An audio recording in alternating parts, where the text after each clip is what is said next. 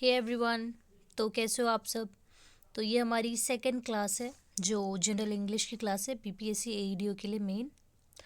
और इसके अलावा आप किसी भी कॉम्पिटिटिव एग्ज़ाम के लिए प्रिपेयर कर रहे हो जिसमें अगर आपका इंग्लिश का पोर्शन आता है, whether it is related to Bihar और सेंट्रल लेवल का कोई भी एग्ज़ाम हो, तो इस सब के लिए बहुत हेल्पफुल सेशन होने वाला है।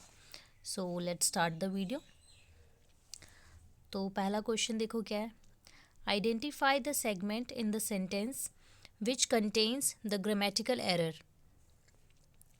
Is there anything else you want to know?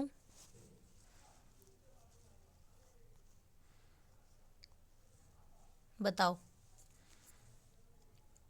किस सेगमेंट में आपको एरर लग रहा है।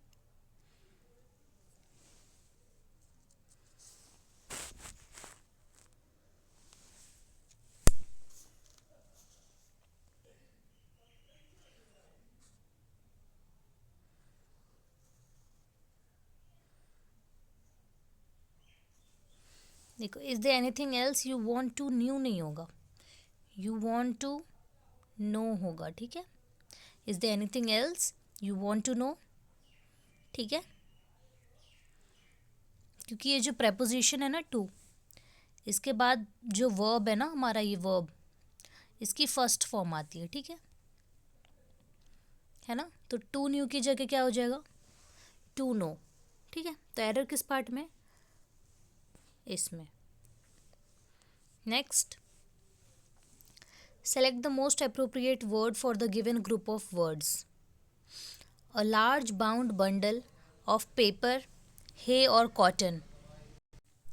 तो a large group of bundle of paper, फिर हे और कॉटन, इसे क्या बोलते हैं, इसे हम बोलते हैं बेल। ठीक है, क्या बोलते हैं, बेल। ओके, अच्छा, बैरल का क्या मीनिंग होता है। बैरल जो होता है, लार्ज कंटेनर होता है फॉर लिक्विड्स, है ना। लार्ज कंटेनर होता है किसके लिए, लिक्विड्स के लिए। ठीक है, जो लिक्विड्स को लार्ज कंटेनर में रखा जाता है उसे बैरल कहते हैं। फिर ये गेल क्या होता है, गेल जो होती है बहुत स्ट्रॉन्ग विंड जो होती है ना, स्ट्रॉन्ग विंड जो होती है, वेरी स्ट्रॉन्ग विंड, उसको हम गेल कहते हैं। और ये कैशे क्या है,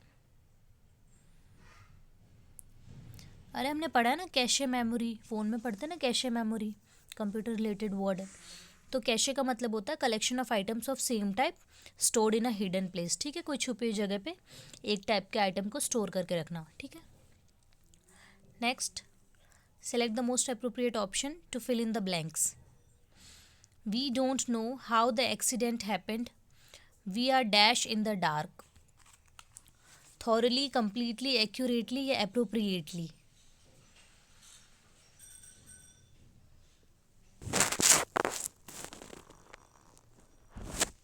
बताओ,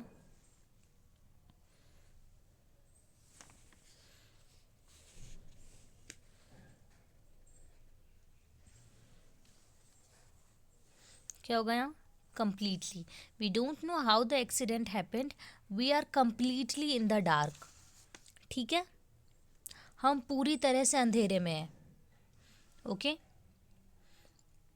थॉरली का मतलब क्या होता है, थॉरली का मतलब होता है अच्छी तरह से।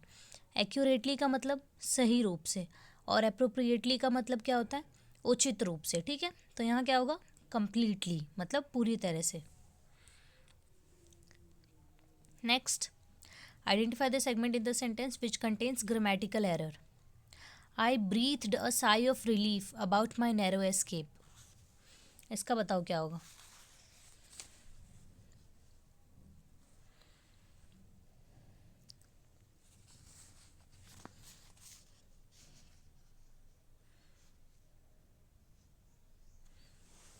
आई breathed a sigh of relief, ये जो अबाउट है ना, इसकी जगह होगा on, on my narrow escape होगा। ठीक है,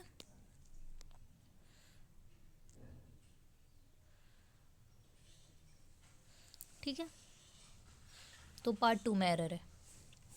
नेक्स्ट, यहाँ हमें सिनोनियम बताना है। सिनोनियम का मतलब क्या होता है, समानार्थी शब्द, है ना। ठीक है, तो क्या होगा इसका?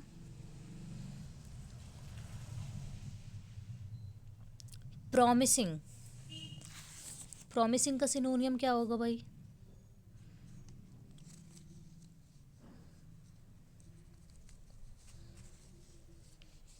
बताओ।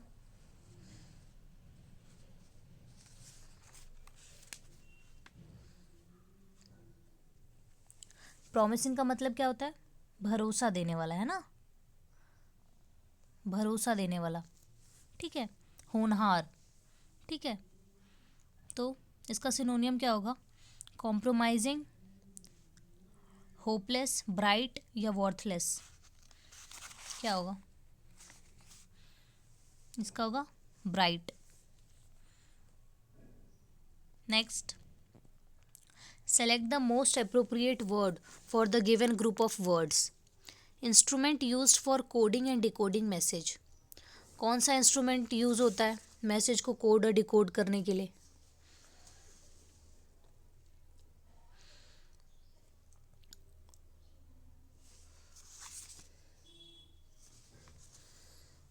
बताओ। चलो पहले ये जो चारों वर्ड है ना, क्रोनोमीटर, क्रिप्टोग्राफ, कार्डियोग्राफ और क्रेस्कोग्राफ, देखते हैं ये सब के मीनिंग क्या है। देखो, जो ये क्रोनोमीटर होता है ना, ये एक इंस्ट्रूमेंट होता है जिससे हम टाइम को एक्यूरेटली मेजर करते हैं, ठीक है। Instrument use to measure time accurately, ठीक है, ये हो गया क्रोनोमीटर। हमने पढ़ा है ना, क्वेश्चंस आते हैं अगर आपको वॉर्स दे दिए चार टाइप के, world war 1, world war 2, battle of Waterloo, battle of Plassey, और अगर आपको बोल दिया जाए कि इसको क्रोनोलॉजी में लगाओ, तो इसका मतलब क्या होता है कि कौन सा वॉर किस टाइम पीरियड में हुआ है, ठीक है। तो उसी क्रोनोलॉजी से आप याद रख सकते हो कि क्रोनो ये टाइम के लिए है, ठीक है। तो इसलिए क्रोनोमीटर का क्या होगा? जो टाइम को एक्यूरेटली मेजर करता है। उसके बाद कार्डियोग्राफ। कार्डियोग्राफ का मतलब क्या होता है? एक इंस्ट्रूमेंट जो ग्राफिकली रजिस्टर करता है मूवमेंट ऑफ हार्ट। कहते हैं ना कार्डियक अरेस्ट आ जाता है लोगों को, मतलब क्या, हार्ट अटैक आ जाता है। तो कार्डियोग्राफ का मतलब क्या हो गया?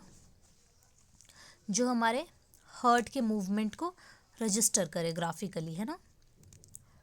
नेक्स्ट, क्रेस्कोग्राफ मतलब क्या होता है? क्रेस्कोग्राफ है a device for measuring the growth of plants. Plants की कितनी ग्रोथ हुई है उसको मेजर करने के लिए जो इंस्ट्रूमेंट यूज होता है वो क्रेस्कोग्राफ होता है। और जो हमारा ये क्रिप्टोग्राफ है ना, ये होता है instrument use for coding and decoding message, ठीक है।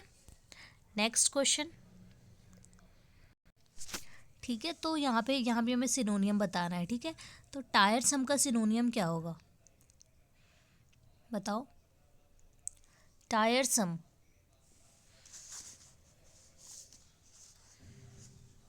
देखो टायरसम का मतलब होता है थकाने वाला, है ना, या थकाऊ कह लो, है ना, थकाऊ या फिर थकाने वाला, जो चीज़ हमें बहुत थका दे, ठीक है, टायरसम, ठीक है। और बोरिंग का मतलब, बोरियत सी नहीं होती यार, बहुत बोरिंग है ये तो। एनर्जाइजिंग, बहुत ज़्यादा आप में एनर्जी है, ठीक है। एग्जॉस्टिंग मतलब, एग्जॉस्टिंग का मतलब भी थका हुआ होता है, ठीक है।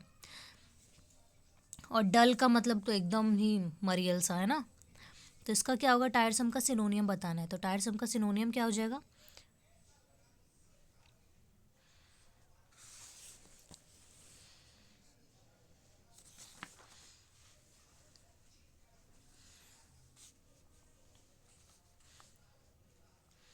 इसका सिनोनियम हो जाएगा एग्जॉस्टिंग, ठीक है, थका हुआ। Next, select the most appropriate meaning of the underlined idiom in the given sentence, ठीक है। This man's taking a bribe is only the tip of an iceberg.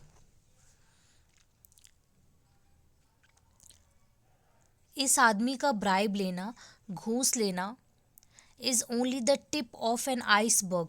एक आइसबर्ग होती है ना, बहुत ऊंचा जो आइस का पहाड़ टाइप होता है, उसका जो टिप होता है ना एकदम पैना सा, बोल रहा है इस आदमी का ब्राइब लेना बस उस टिप के बराबर है। इसका मतलब क्या हुआ? The tip of an iceberg, ये एक ईडियम है। इसका मतलब क्या होता है? Problem a shape faces on the ocean, something that has been in existence for a long time, legally punishable crime, या फिर something which is a small part of something much bigger. बताओ।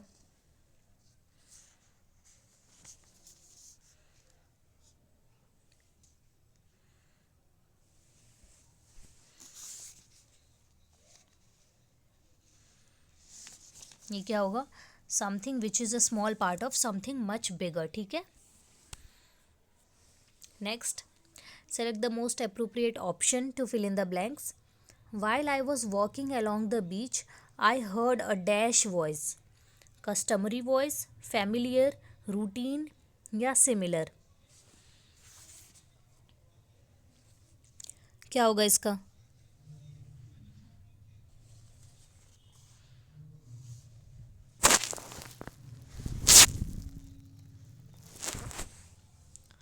I heard a familiar voice. ठीक है, जाना पहचाना आवाज़ सुना। ठीक है, next, identify the segment in the sentence which contains the grammatical error. I have putted all the books in the box.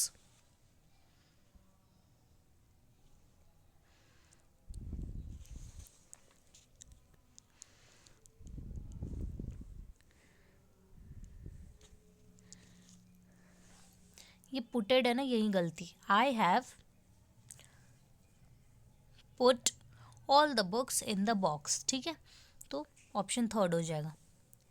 Next है, select the most appropriate word for the given group of words. The base frame of a car और other wheeled vehicle. बताओ, जो base frame होता है car का या फिर किसी भी व्हील्ड व्हीकल का, उसे हम क्या कहते हैं? उसके लिए मोस्ट अप्रोप्रिएट वर्ड क्या होगा? फ्यूसलेज, बॉनेट, चेसिस या कॉकपिट?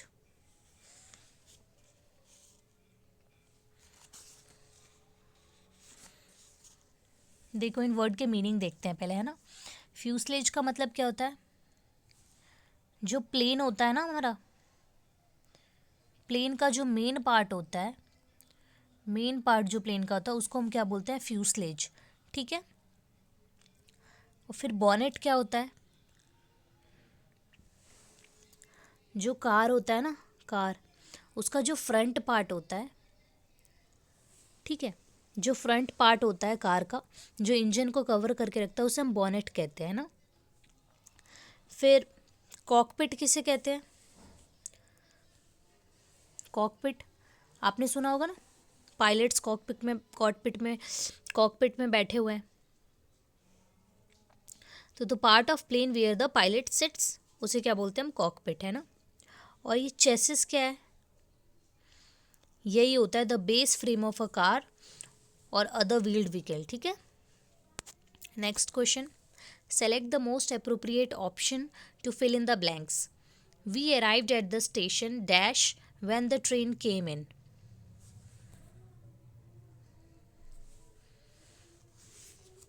क्या होगा इसका? इवन, जस्ट, सून या फिर देन? ठीक है, we arrived at the station dash when the train came in, just when the train came in, है ना, जस्ट। ठीक है, तो एडवर्ब है ये जस्ट, ये यहाँ पे अप्रोप्रिएटली यूज होगा। ठीक है, नेक्स्ट, यहाँ भी मोस्ट अप्रोप्रिएट वर्ड बताना है for the given group of words. Things और people of the same kind. चीज़ें या लोग एक काइंड के, एक तरह के लोग या एक तरह की चीज़ों को हम क्या बोलते हैं?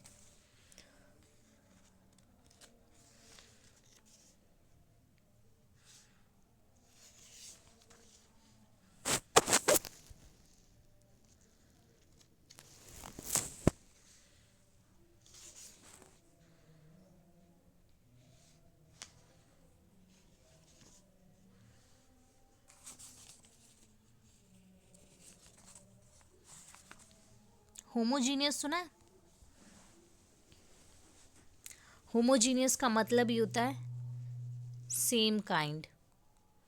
ठीक है, तो थिंग्स और पीपल ऑफ सेम काइंड, ये क्या हो जाएगा इसके लिए? वन वर्ड क्या हो जाएगा? होमोजीनियस। ठीक है, अच्छा, कंटेम्प्ररी का मतलब क्या होता है? कंटेम्प्ररीज का मतलब क्या होता है? लिविंग और occurring at the same time. ठीक है। फेलो का मतलब तो पता है, फेलो मतलब कंपेनियन, फ्रेंड, साथी, है ना। कलीग का मतलब क्या होता है? सहयोगी, सहकर्मी, जो आपके साथ काम कर रहा है ना, कोवर्कर, उसे हम कलीग बोलते हैं ना। तो इसका आंसर क्या हो जाएगा? Homogeneous. Next, select the most appropriate antonym. Antonym मतलब ऑपोजिट। ठीक है, तो ऑपोजिट क्या होगा? वल्नरेबल का मतलब बताओ, वल्नरेबल का अपोजिट क्या होगा? सिक्योर, डिफेंसलेस, सेंसिटिव या फिर वीक।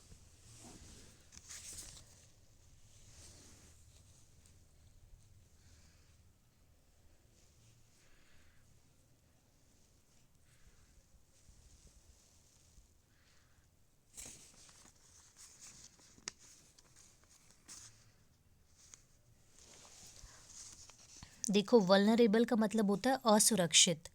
ठीक है, मतलब जिसे प्रोटेक्शन की ज़रूरत है। जैसे कुछ स्पीसीज है ना, बर्ड्स की, एनिमल्स की या फिर प्लांट्स की, जो वल्नरेबल है, मतलब वो असुरक्षित है, वो इतने कम मात्रा में है कि उन्हें हमें प्रोटेक्शन देने की ज़रूरत है, तो उसे कहते हैं वल्नरेबल। ठीक है, तो इसका अपोजिट क्या होगा बताओ?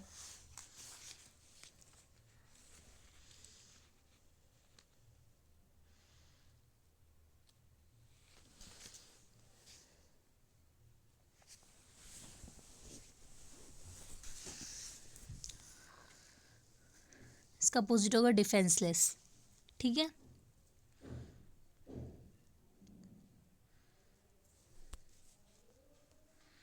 Next, select the most appropriate option to substitute the underlined segment in the given sentence.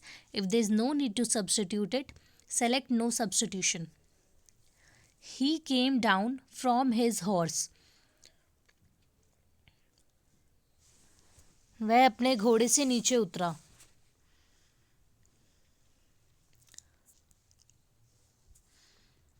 बताओ, सही लग रहा है जो अंडरलाइन वर्ड है, फ्रेज है, केम डाउन फ्रॉम।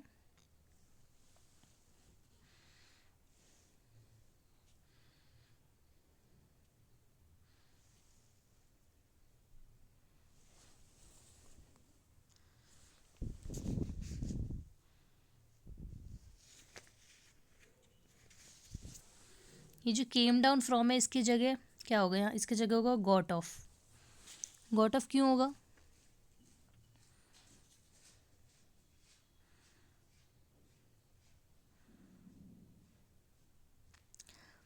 देखो, ये जो केम डाउन फ्रॉम है ना, इसका मतलब क्या होता है? ग्राउंड या लोअर लेवल की तरफ आना। ठीक है, और गॉट ऑफ का मतलब क्या होता है? गॉट ऑफ का मतलब होता है उतरना। ठीक है, तो आप घोड़े से उतरते हो, ठीक है, इसलिए गॉट ऑफ होगा। नेक्स्ट, सेम ये सेंटेंस दे रखा है और बताना है जो अंडरलाइन वर्ड है उसमें कुछ एरर है तो ठीक है, और अगर एरर नहीं है तो नो सब्सटीट्यूशन पर टिक करना है। From my opinion her mother is her mother is smarter than her. ठीक है, ये नहीं होगा यहाँ पे, तो क्या होगा इसका? फ्रॉम माई की जगह ये सही है या फिर इसकी जगह कुछ करेक्शन नीडेड है?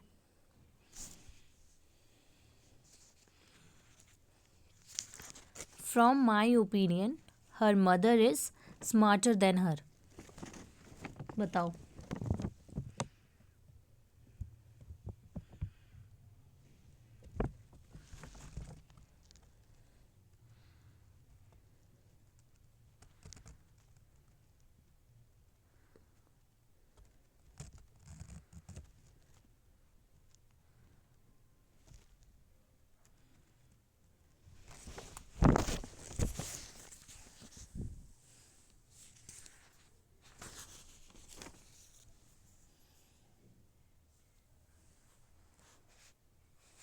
देखो ये फ्रॉम माई की जगह ना इन माई आएगा।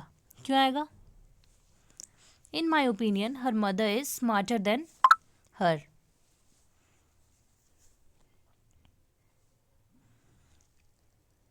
क्योंकि इन माई ओपिनियन का मतलब होता है ना, मेरी विचारधारा धारा के अनुसार, है ना।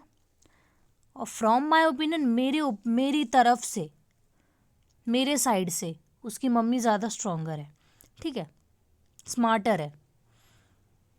तो इसकी जगह क्या होगा, इन माई, मेरे ओपिनियन मतलब मेरी विचारधारा के, मेरे थॉट के हिसाब से उसकी मम्मी उससे ज़्यादा स्मार्टर है। ये ज़्यादा सुटेबल है इस सेंटेंस के अकॉर्डिंग, ठीक है। Next, select the most appropriate meaning of the underlined idiom in the given sentence. Our leader doesn't make false promises, he walks the talk. तो ही वॉक्स द टॉक एक idiom है, इसका क्या meaning होता है?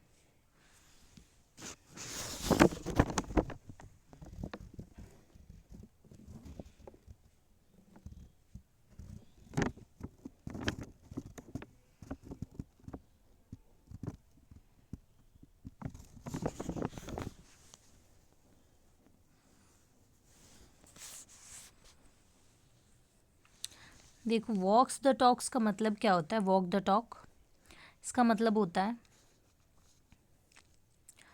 जो तुम बोल रहे हो वो तुम कर रहे हो, ठीक है। मतलब तुम झूठे वादे नहीं करते हो, ठीक है।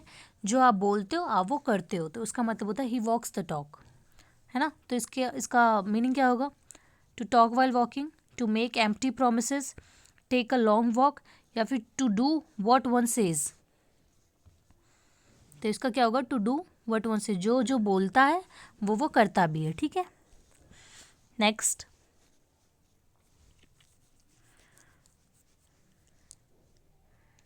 क्या करना है इसमें? She is quite capable to do that. बताओ, जो अंडरलाइंड फ्रेज है केपेबल टू डू, इसमें कुछ एरर है या फिर नो सब्स्टिट्यूशन लगेगा?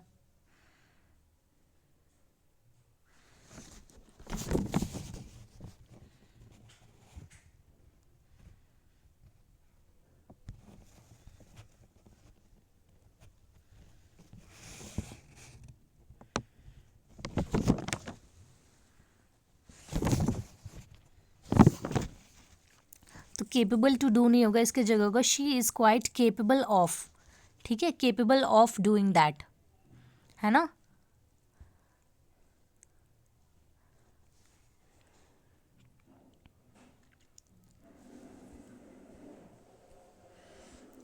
नेक्स्ट,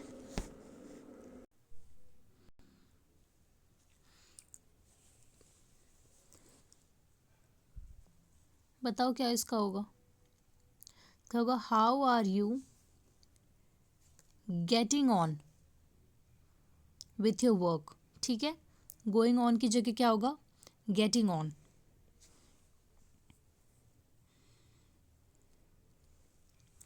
क्योंकि गोइंग ऑन का मतलब हो जाता है किसी चीज़ का काम शुरू करना, है ना, कोई काम शुरू करना, ठीक है। तो यहाँ ये नहीं होगा, सेंटेंस के अकॉर्डिंग होना चाहिए कि तुम अपने काम के साथ कैसा जा रहे हो, कैसा चल रहा है तुम्हारा काम, ये मीनिंग है, ठीक है। नेक्स्ट, यहाँ भी अंडरलाइंड ईडीएम है, उसका मीनिंग बताना है हमें।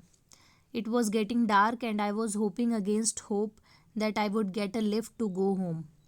अंधेरा हो रहा था और मैं होप के अगेंस्ट होप कर रहा था कि मुझे कोई घर जाने के लिए लिफ्ट दे देगा।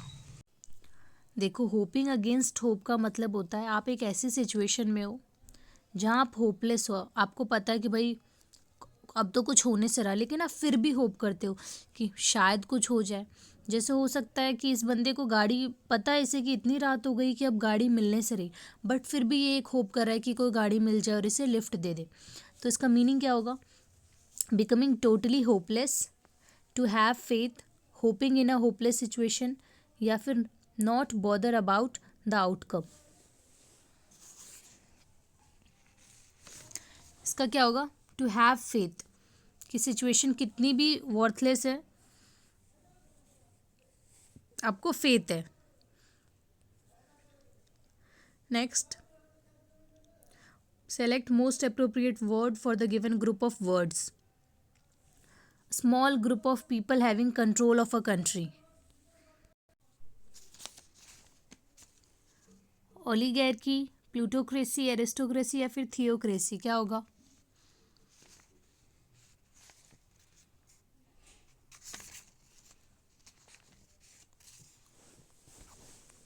देखो, प्लूटोक्रेसी का मतलब क्या होता है? गवर्नमेंट बाय वेल्दी पीपल, ठीक है।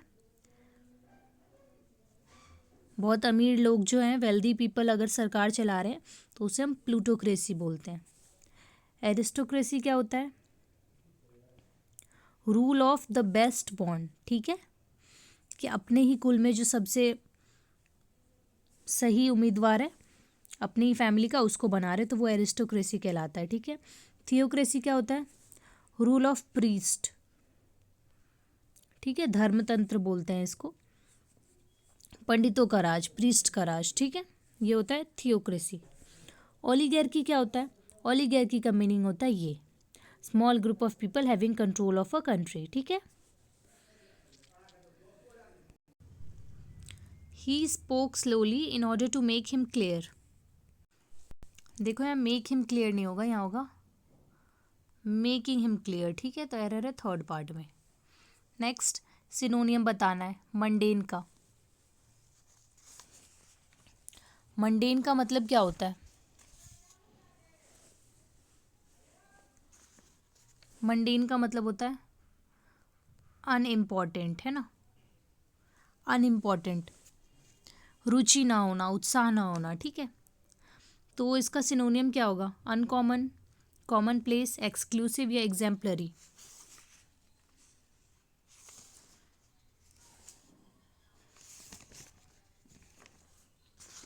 इसका होगा कॉमन प्लेस, ठीक है, मतलब नीरस, कोई रस नहीं है, कोई रुचि नहीं है, ठीक है। एग्जाम्पलरी का मतलब क्या होता है? इसका मतलब होता है बहुत अच्छा, ठीक है, इसका मतलब होता है बहुत अच्छा, ठीक है। नेक्स्ट, यहाँ हमें एंटोनियम बताना है, मतलब अपोजिट बताना है किसका? वॉलेंट्री का मतलब। पहले बताओ इसका मतलब क्या है? देखो, वॉलेंट्री का मतलब क्या होता है? स्वयं की स्वतंत्रता, इच्छा से किया या दिया हुआ कोई काम, ठीक है।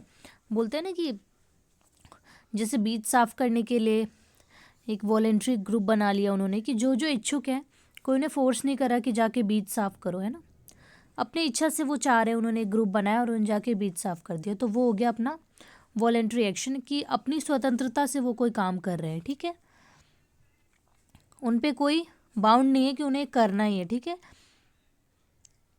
मैंडेटरी का मतलब क्या होता है? अनिवार्य, मतलब तुम्हें ये करना ही है। ऑप्शनल का मतलब इट्स ऑप्शनल, करो या मत करो, ठीक है। डिस्क्रिशनल का मतलब क्या होता है? ऐच्छिक, है ना। और अनकम्पेल्ड का मतलब क्या होता है? बिना बल के। तो इसका क्या होगा एंटोनियम वॉलेंट्री का? देखो, वॉलेंट्री का मतलब अपनी इच्छा से, तो यहाँ क्या हो जाएगा? मैंडेटरी, अनिवार्य, ठीक है। नेक्स्ट, ईडियम दे रखा है, अंडरलाइन ईडियम, उसका मोस्ट अप्रोप्रिएट मीनिंग बताना है। He does not have money to pay back the loan, he is in a tight corner. In a tight corner का मतलब होता है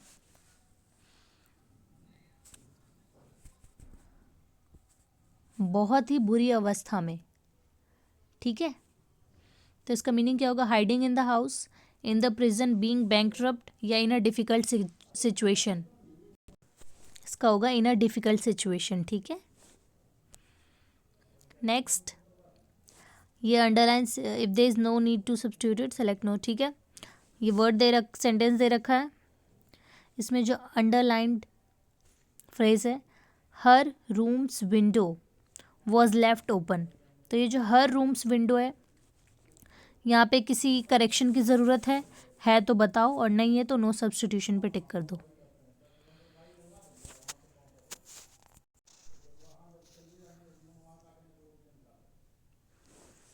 देखो, ये जो रूम्स है ना, यहाँ पे एपोस्ट्रॉफी भी है, ऐसे करके लिखा होना चाहिए था, ठीक है। Her room's window was left open. तो क्या होता है, जब भी हम नॉन लिविंग थिंग्स है, विंडो, रूम, ये तो नॉन लिविंग थिंग है रूम, ठीक है, तो इसके लिए क्या होता है, हम एपोस्ट्रॉफी का यूज़ नहीं करते हैं, ठीक है। इसीलिए यहाँ पे हर रूम्स विंडो ना होकर क्या होगा, the window of her room was left open. Okay. Next, select the most appropriate option to fill in the blanks.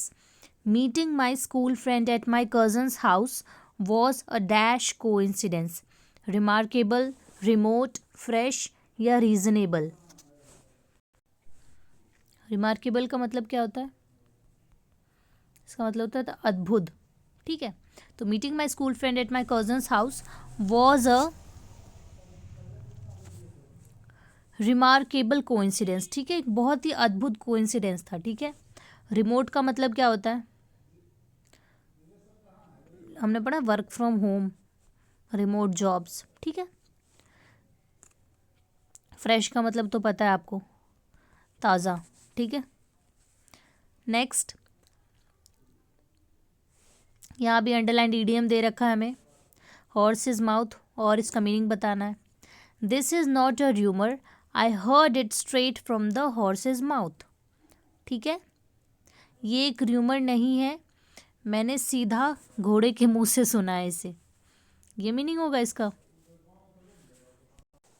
देखो, कभी भी ईडियम है ना, उसका लिटरल मीनिंग जो लिखा होता है वो नहीं होता है. ठीक है. ये नहीं कि उसने घोड़े के मुंह से सुना. ठीक है. इसका मीनिंग होगा डायरेक्टली सोर्स से सुनना. ठीक है. तो इसका क्या मतलब हो जाएगा, फ्रॉम द हॉर्सेज माउथ का मतलब. ठीक है. सूचना का सीधे संबंधित व्यक्ति से आना या किसी और विश्वसनीय सूत्र से आना. ठीक है. तो इसका क्या हो जाएगा, to hear directly from someone who know. Okay. Next, identify the segment in the sentence which contain grammatical error. What a surprise. I never expect to see my childhood friend after so many years. इसमें क्या error लग रहा है,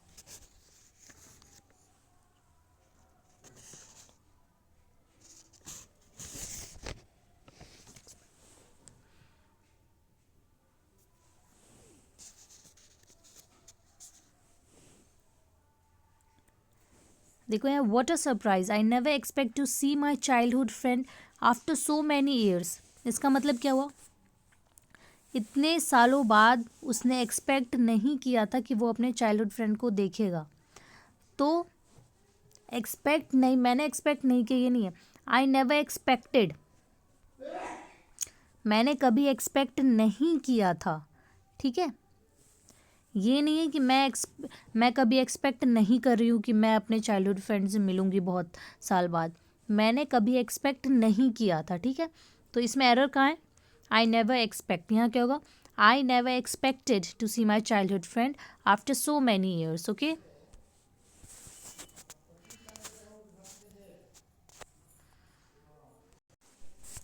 Dawn was just dash when we spotted the ship. Breaking, closing, coming, arriving. यहाँ क्या होगा बताओ. देखो, डॉन का मतलब होता है भोर, जब सूरज उग रहा होता है ना, उस टाइम को कहते हैं डॉन. ठीक है. तो यहाँ होगा dawn was just breaking when we spotted the ship. ठीक है. यहाँ ये होगा, ब्रेकिंग ऑफ डॉन का मतलब सूरज, जब सूरज उग रहा होता है वो वाला टाइम. ठीक है. तो जैसे ही सूरज जब उग रहा था उसी वक्त हमने शिप को स्पॉट कर लिया. ओके. ठीक है. Thank you so much. आज के सेशन में बस इतना ही. नेक्स्ट वीडियो में हम इंग्लिश का पार्ट 3 करेंगे. ठीक है. अगर आपको कंटेंट अच्छा लगा हो तो प्लीज़ इसे शेयर करो, लाइक करो और सब्सक्राइब करो. Bye bye.